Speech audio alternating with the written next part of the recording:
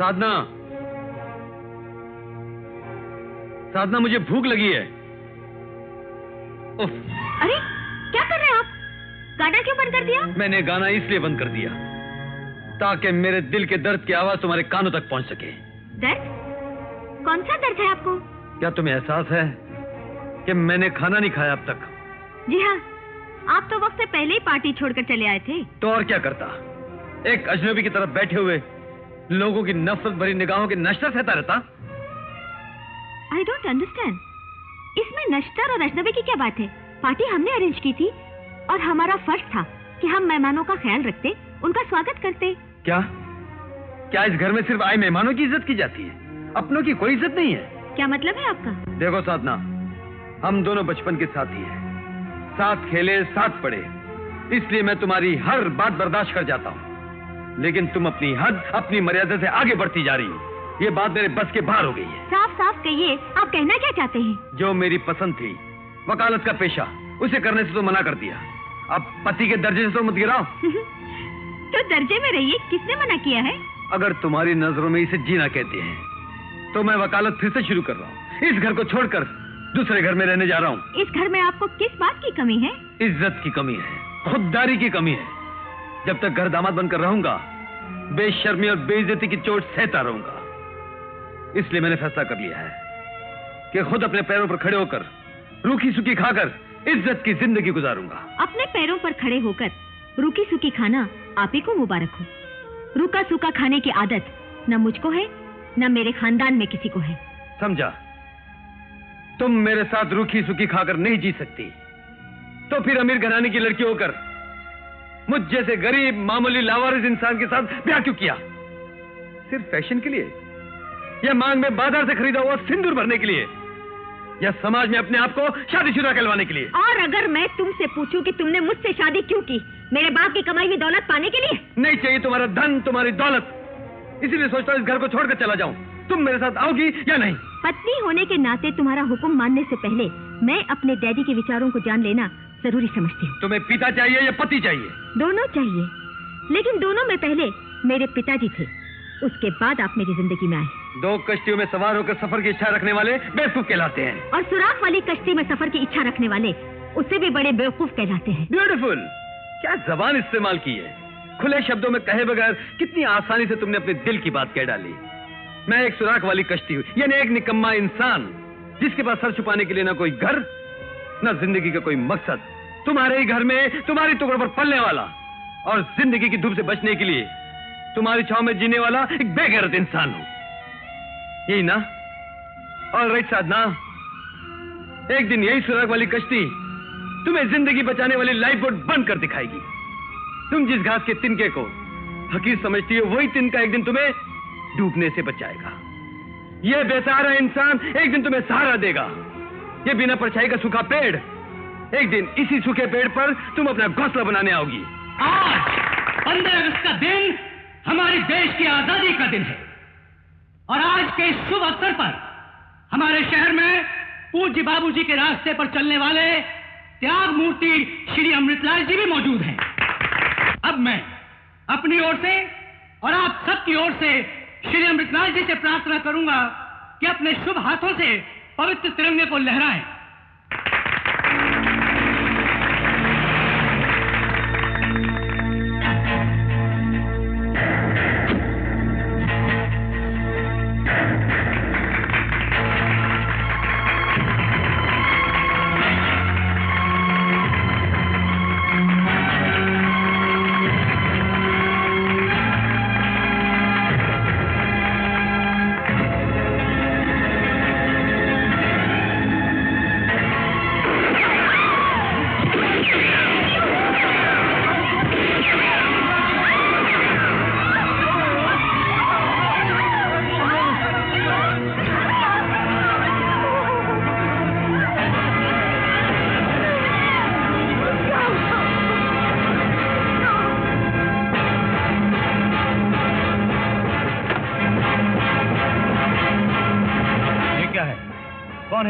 मैं एक खूनी हूँ और सेठ अमृतलाल का खून करके आई हूँ।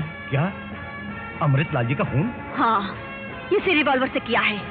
ये मेरे पति का रिवॉल्वर है, जो पनवेल पुलिस स्टेशन में सर्किल इंस्पेक्टर है। हवलदार, बंद कर दो इन्हें। चलो। हाथ छोड़ो।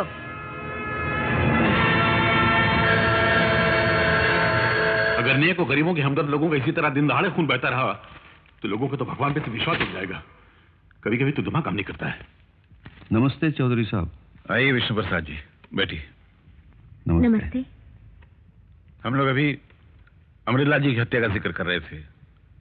जब हम लोग का ये आलम है कि ये खबर सुनकर हमारी रूह कांप गई, तो आप पर जाने की अभी होगी। आप तो उनके करीबी दोस्त थे, सारे दान धर्म के काम आप ही के हाथों हुआ करते थे।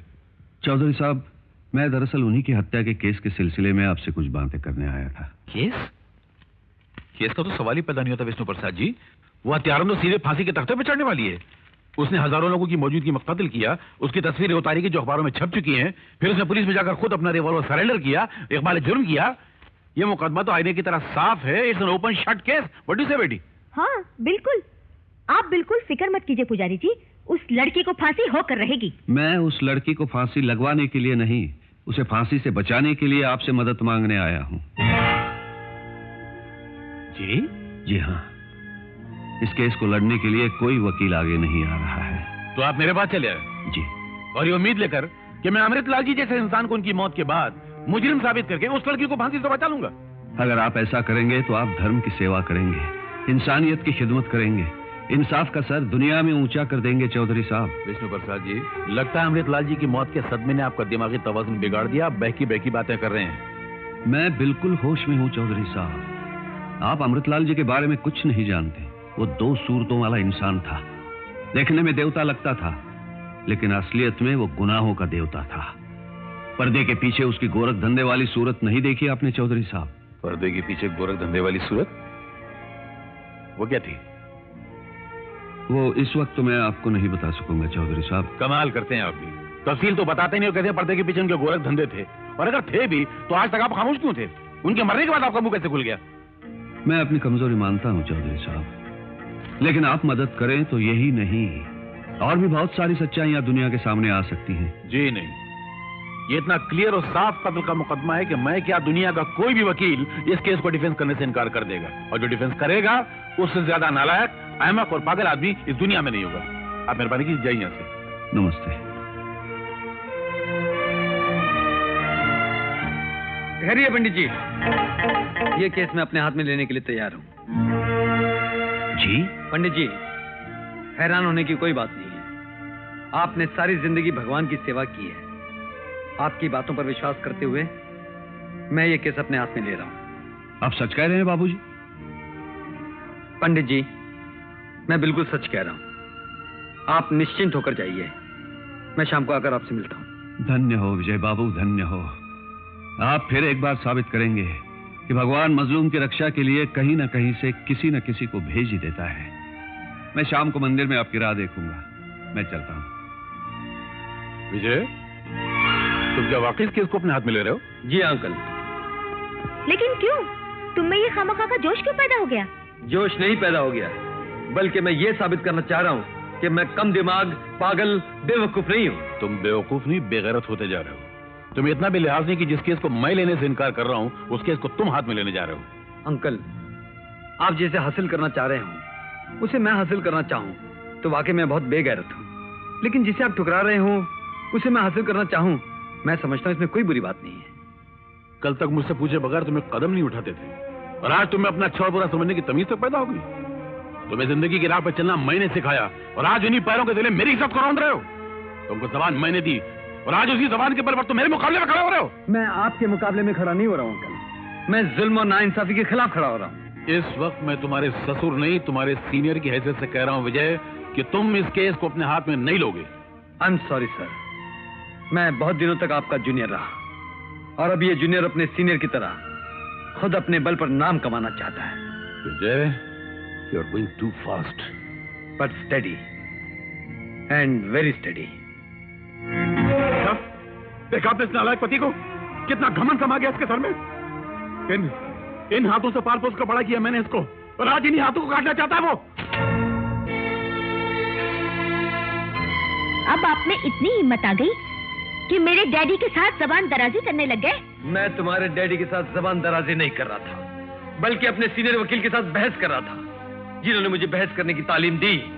और अगर वो मुझे ये कहें कि तुम अपनी तालीम और लियाकत का इस्तेमाल मत करो, तो ये जुल्म है, और जुल्म के खिलाफ लड़ना हर इंसान का पैदाइशी हक है।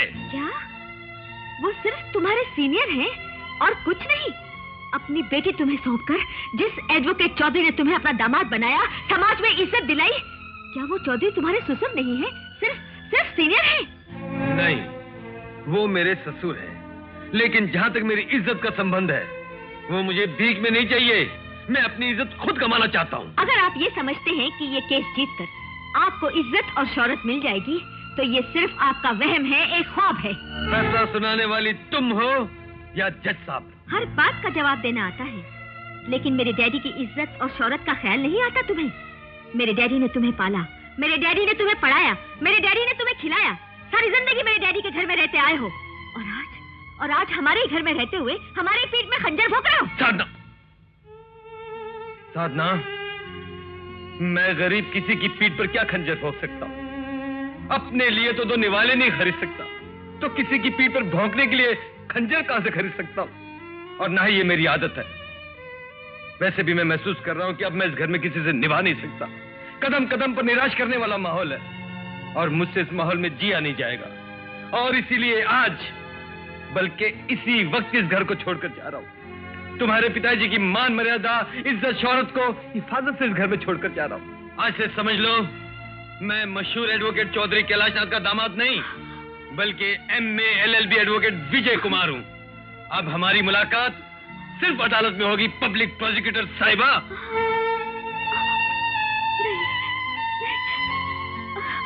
डैडी, डैडी, डैडी,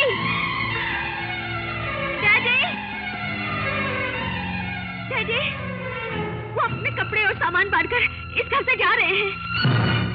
क्यों? कहते हैं अपने पैरों पर खड़ा होना चाहता हूँ, अपनी मेहनत से नामवर वकील बनना चाहता हूँ। उनको हमारे घर का माहौल घुटन वाला और कदम कदम पर रुकावट वाला लग रहा है। ऐसी? आइए वकील साहब, बैठिए। नहीं अंकल, इतने दिनों तक तो बैठकर ही खाता रहा हूं, अब तो खड़ा होने दीजिए। कहाँ? सड़क पर? जी नहीं, अदालत में। मुबारक हो विजय, तुम्हारे ये मजबूत इरादे जानकर और तुम्हारे ख्यालात सुनकर बेहद खुशी हुई, और यकीन मानो तुम्हारे इन पुरजोश इरादों के बीच मैं या मेरी बेटी कभी नहीं आएंगे। जाओ, बहुत बड़े वकील बनो, इज्जत कमाओ, नाम कमाओ, दौलत कमाओ। इस घर के दरवाजे तुम पर हमेशा के लिए खुले रहेंगे।